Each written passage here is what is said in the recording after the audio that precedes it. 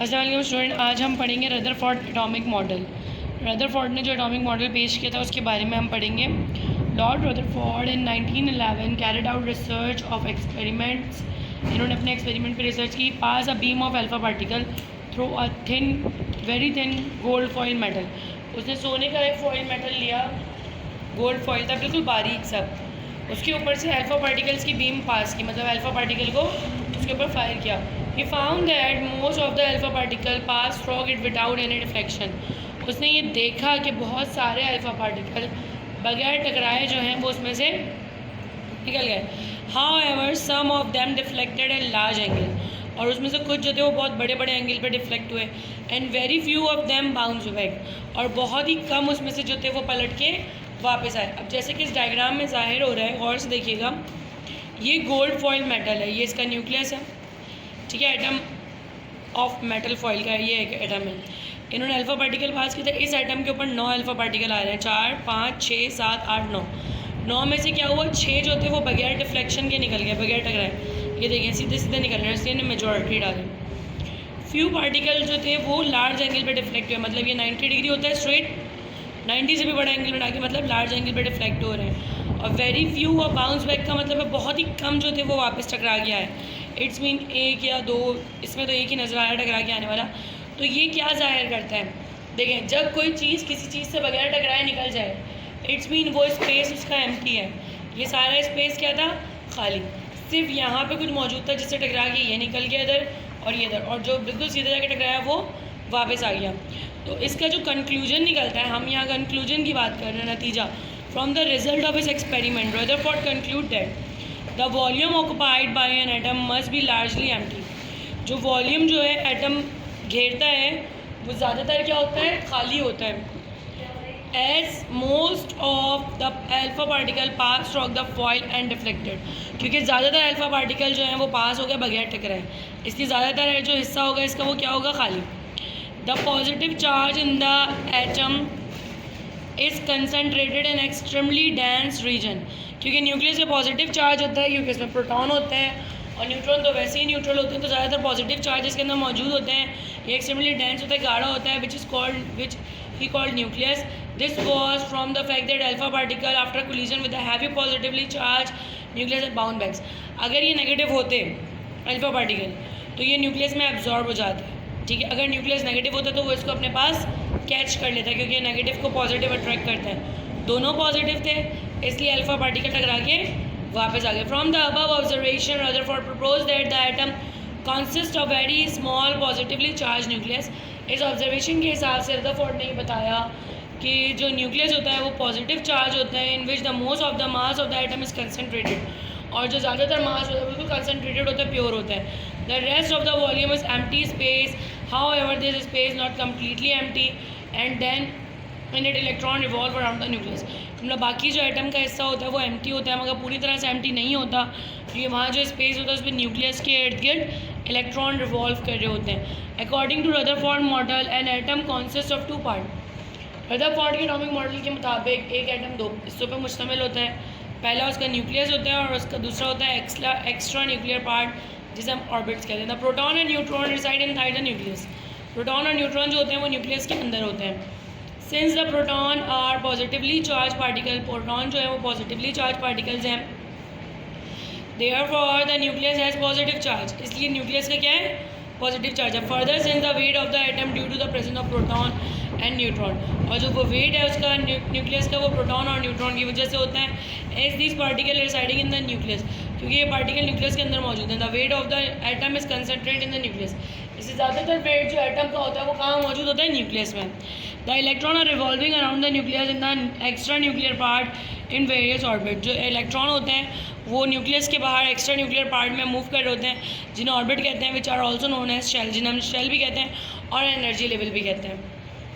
ये देखें, ये न्यूक्लियस है, ये एक्स्ट्रा न्यूक्लियर पार्ट है, एक्स्ट्रा न्यूक्लियर पार्ट में ये शेल आ रहे हैं जिसके अंदर इलेक्ट्रॉन लगे हुए हैं। ये आपका रदरफोर्ड एटॉमिक मॉडल था, आप इसे याद करेंगे, आता है पेपर के अंदर। Weakness and defect in Rutherford atomic model. Rutherford atomic model के अंदर कुछ वीकनेस और डिफेक्ट्स भी मौजूद हैं। According to the classical physics, अगर हम क्लासिकल फिजिक्स को फॉलो करें, since electron is revolving around the nucleus constantly, electron जो है वो न्यूक्लियस के इर्द गिर्द मुसलसल जो है वो अराउंड रिवॉल्व घूम रहे होते हैं, इट शुड लूज़ एनर्जी, वो जो एनर्जी उनकी ज़्यादा हो, जब भी कोई इंसान चल रहा होता है थक जाता है, तो ये न्यूक्लियस भी चलते चलते थक जाते हैं and ultimately fall in the nucleus. जब ये अपनी एनर्जी खो देते हैं तो ये न्यूक्लियस में गिर जाएंगे, अगर ये फैक्ट रियल है तो। If they revolving electron emits energy continuously, अगर कहते हैं अगर रिवॉल्विंग इलेक्ट्रॉन मुस्तकिल एनर्जी छोड़ रहे हैं, then there will be a continuous spectrum, तो इसके अंदर जो स्पेक्ट्रम बनना चाहिए, मतलब निशानात बनना चाहिए, कंटिन्यूस होने चाहिए। बट इन कंट्रास्ट वेट, अगर देखा जाए इसके मुकाबले हमें लाइन स्पेक्ट्रम मिलता है एटम से जो एलिमेंट के अंदर मौजूद होते हैं, कंटिन्यूस स्पेक्ट्रम नहीं मिलता है। Niels Bohr atomic model, after Planck's and Einstein discoveries, Planck's और आइंस्टाइन की डिस्कवरी के बाद Niels Bohr a Danish physicist in 1913 offered a theoretical explanation of line spectra, इन्होंने जो है लाइन स्पेक्ट्रा की थ्योरेटिकल एक्सप्लेनेशन दी थी। The important assumption of the atomic structure given below, और इसके जो इम्पॉर्टेंट एजम्पशंस हैं वो यहाँ पे दी हुई हैं, दोनों एजम्पशन है इसी नील बोहर एटॉमिक मॉडल की। Niels Bohr adopt Planck's idea, Niels Bohr ने प्लांक्स का आइडिया जो है वो अडॉप्ट किया था। That energies are quantize, energy जो है वो एक साथ क्वांटाइज हुई होती हैं। He propose that electrons in atom move only one certain allowed energy level, इनके कहने के मुताबिक इलेक्ट्रॉन जो है वो एक ही एनर्जी लेवल में मूव करते हैं। So an electron in an allowed energy state will not radiate energy continuously, इसलिए एक एनर्जी स्टेट में रहते हुए वो एनर्जी रेडिएट नहीं कर रहे होते हैं, नहीं छोड़ रहे होते हैं। And therefore will not fall in the nucleus, इसी वजह से वो न्यूक्लियस फॉल नहीं करते, क्योंकि वो अपनी एनर्जी लेवल में मूव कर रहे होते हैं, उन्हें दोबारा एनर्जी मिल रही होती है। That the atom radiate energy as a light only when the electron jump from higher energy level to lower energy level, कहता है एनर्जी उस वक्त लाइट देती है, एटम जो है उस वक्त रेडिएट एनर्जी करता है लाइट की शक्ल में जब वो हायर एनर्जी लेवल से लोअर एनर्जी लेवल में आके गिरता है। The quantity of energy radiate is in discrete quantity, जो क्वांटिटी एनर्जी रेडिएट है वो डिस्क्रीट क्वांटिटी है, मतलब होल नंबर में होती है 1 to 1.1, कंटिन्यूस नहीं होती है, called quanta. A quantum of energy is directly proportional to the frequency of radiation, जो एनर्जी की क्वांटिटी क्वांटम एनर्जी होती है वो डिपेंड करता है फ्रिक्वेंसी पे, जितनी तेज़ी से ये जो है रेडिएट करती है एनर्जी लेवल के दरमियान, जितना इनमें फ़र्क आता है। तो ये इसका फॉर्मूला है, change is equal to E2 - E1, कि हायर एनर्जी लेवल से लोअर एनर्जी लेवल से हम H भी लिखते हैं, H प्लांक कांस्टेंट है, V जो है वो फ्रिक्वेंसी ऑफ रेडिएशन है। कांस्टेंट तो कांस्टेंट होता है, असल ये V पे डिपेंड करता है जो फ्रिक्वेंसी ऑफ रेडिएशन है। अब हम पढ़ेंगे एटॉमिक नंबर और एटॉमिक मास के बारे में, मास नंबर के बारे में। Why the atom of one element differ from the atom of another element, क्यों एक एलिमेंट का एटम दूसरे एलिमेंट के एटम से डिफरेंट होता है। For example, how does an atom of carbon differ from an atom of nitrogen, एक carbon का एटम एक नाइट्रोजन के एटम से कैसे डिफरेंट होता है। All the atom can be identified by the number of proton they contain, तमाम जो नंबर ऑफ एटम होते हैं वो उनके अंदर पाए जाने वाले नंबर ऑफ प्रोटॉन के हिसाब से होते हैं। Now two elements have the same number of proton, दो एलिमेंट ऐसे होते हैं जिनका सेम नंबर ऑफ प्रोटॉन होता है। Thus number of proton in the nucleus of an atom is called atomic number, जो एक न्यूक्लियस के अंदर नंबर ऑफ प्रोटॉन मौजूद होता है किसी भी एटम के, वो उसका एटॉमिक नंबर कहलाता है। In neutral atom the number of proton is equal to number of electron, so the atomic number also indicate the total number of electron outside the nucleus. कह रहे जो एटम न्यूट्रल होते हैं इनमें कोई charge नहीं होता है, ना पॉजिटिव ना नेगेटिव, तो क्या होता है जितने उनके अंदर प्रोटॉन होते हैं उतने ही उनके अंदर इलेक्ट्रॉन्स होते हैं आउटसाइड द न्यूक्लियस। न्यूक्लियस के बाहर जितने भी इलेक्ट्रॉन होंगे उतने ही होंगे जितने इसके प्रोटॉन है। उसके जो न्यूट्रल एटम है जो इलेक्ट्रॉन दे देता है या ले लेता है उसके ऊपर फिर चार्ज लग जाता है, वो आयन बन जाता है। Atomic number is generally denoted by Z, atomic number को हम Z से शो करते हैं। For example, atomic number of carbon is 6, carbon का एटॉमिक नंबर क्या है 6। This mean that each carbon atom has 6 proton and 6 electron in it, कि हर carbon atom के अंदर 6 प्रोटॉन और 6 इलेक्ट्रॉन हैं। The atomic number of neutron is 7, neutron का 7 atomic number. It mean that nitrogen atom has 7 proton and 7 electron in it, कि इसके अंदर 7 proton और 7 इलेक्ट्रॉन हैं। Atomic number Z, number of proton in the nucleus और total number of electron around the nucleus, एक nucleus के अंदर जितने प्रोटॉन है वो उसका एटॉमिक नंबर है, या जितने इलेक्ट्रॉन अराउंड द न्यूक्लियस मौजूद हैं वो उसका एटॉमिक नंबर है, क्योंकि नंबर ऑफ प्रोटॉन और न्यूट्रॉन हमेशा बराबर, इलेक्ट्रॉन हमेशा बराबर होता है। Atomic number is written as super subscript on the left hand side of the chemical symbol. Subscript का मतलब है नीचे की जानिब जो छोटा सा लिखा होता है हम सबस्क्रिप्ट कहते हैं। सब स्क्रिप्ट में लिखा होता है लेफ्ट हैंड साइड, कभी राइट हैंड साइड पे भी कुछ लिखा हुआ होता है, लेकिन जो लेफ्ट हैंड साइड पे लिखा हुआ होता है वो इसका एटॉमिक नंबर होता है, mass number. The nuclei of atom contain both proton and neutron. Nucleus के अंदर प्रोटॉन और न्यूट्रॉन दोनों होता है except the ordinary hydrogen atom, hydrogen atom के अलावा, क्योंकि हाइड्रोजन में खाली प्रोटॉन होते हैं। Which consist of single proton. The total sum of proton and neutron in the nucleus of an atom is called the mass number. Proton और neutron को जो सम होता है एक न्यूक्लियस के अंदर किसी भी एटम के, वो उसका मास नंबर कहलाता है, noted bye A. For example the sodium atom has atomic number 11 and the mass number 23. It indicates that sodium has 11 proton and 12 neutron. The mass number A is written as superscript on the left hand side of the chemical equation. ये देखिए ऊपर की side में लिखा हुआ ये mass number है। Mass number जो होता है नंबर ऑफ प्रोटॉन और नंबर ऑफ न्यूट्रॉन के सम होते हैं, ठीक है। अगर आपने नंबर ऑफ न्यूट्रॉन निकालना है तो आप एटॉमिक नंबर में से नंबर ऑफ प्रोटॉन माइनस कर देता है, जेड को माइनस कर देता है, ए माइनस जेड जो होता है वो नंबर ऑफ न्यूट्रॉन बन जाता है। अब हम पढ़ते हैं isotopes. Atom of same element, एक एलिमेंट के वो डिफरेंट एटम जिनका एटॉमिक नंबर तो सेम होता है लेकिन मास नंबर डिफरेंट होता है, मतलब same number of proton but different number of neutron. For example chlorine element is compose of 2 kind of chlorine atom. Chlorine के अंदर 2 टाइप के क्लोरीन एटम होते हैं, एक का मास 35 होता है, एक का 37। Both type of chlorine atom have atomic number 17। दोनों का एटॉमिक नंबर तो 17 होता है लेकिन मास एक का 35 है, एक का 37, which mean that each chlorine atom has 17 proton in the nucleus. The difference is only in the number of neutron. Cl35 has 18 neutron, Cl37 has 20 neutron. 35 वाले में 18 न्यूट्रॉन है और 37 वाले में 20 न्यूट्रॉन है। They are denoted by writing the atomic number as a subscript and the mass number as superscript on the left hand side of the chemical equation.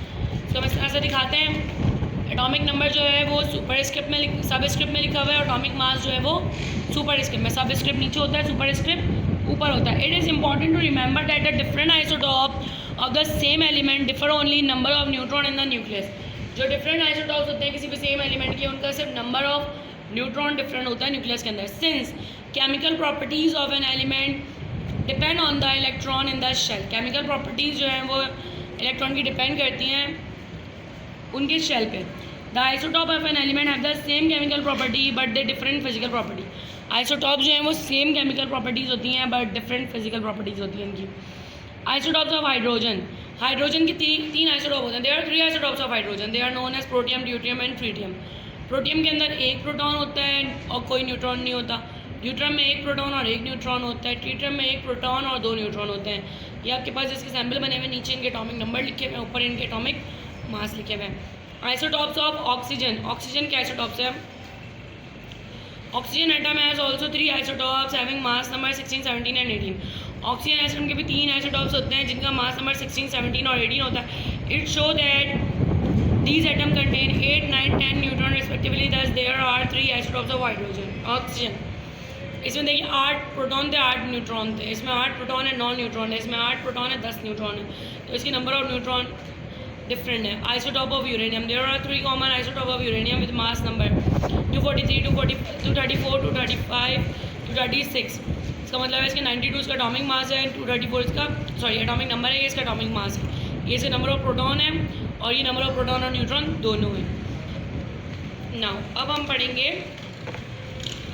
Application of isotopes. Isotopes का हम इस्तेमाल कैसे करते हैं।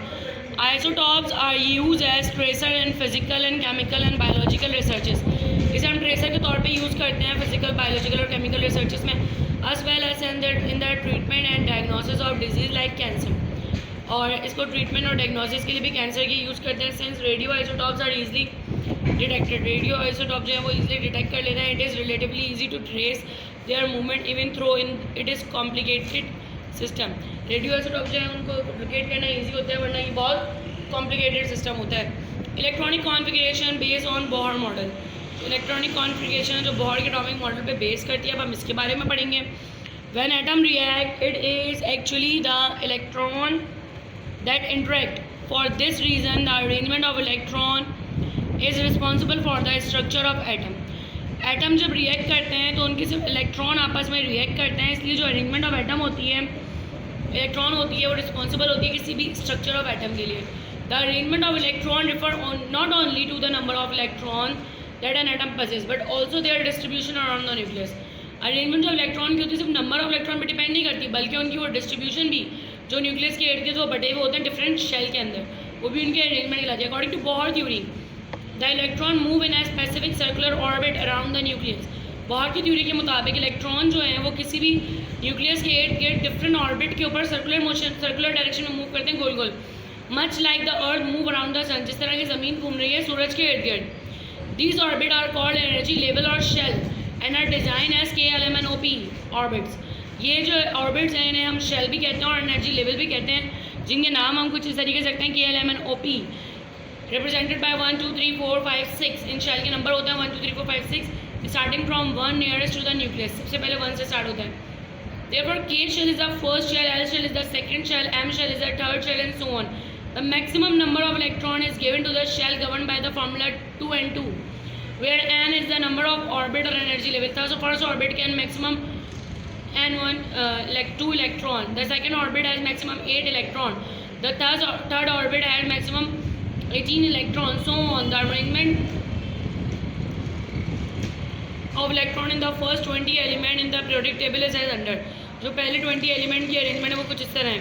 Hydrogen का एक atom होता है तो K शेल में, हीलियम के 2 होते हैं तो K शेल में, लिथियम के 3 होते हैं, 2 K शेल में और 1 L शेल में। पहले ये 2 फिल करेगा, बाकी ये आगे देगा। फिर जब 10 आ रहा है उसमें 2 यहाँ थी, 8 यहाँ भी, 2 सेकेंड शेल पे फिल हो गया। अब हम M शेल के ऊपर जाएंगे। 11 में क्या हुआ, 1 थर्ड शेल में आया। इसी तरीके से हम इनके शेल की कॉन्फ़िगरेशन बढ़ाते जाएंगे और इसको फिलअप करते जाएंगे। थैंक यू सो मच, हमारा चैप्टर कंप्लीट हो गया है। आप इसका काम याद कर लीजिएगा। इससे कुछ न्यूमेरिकल हैं वो हम नेक्स्ट लेक्चर में जो है कंटिन्यू करेंगे। थैंक यू सो मच, अल्लाह हाफ़िज़।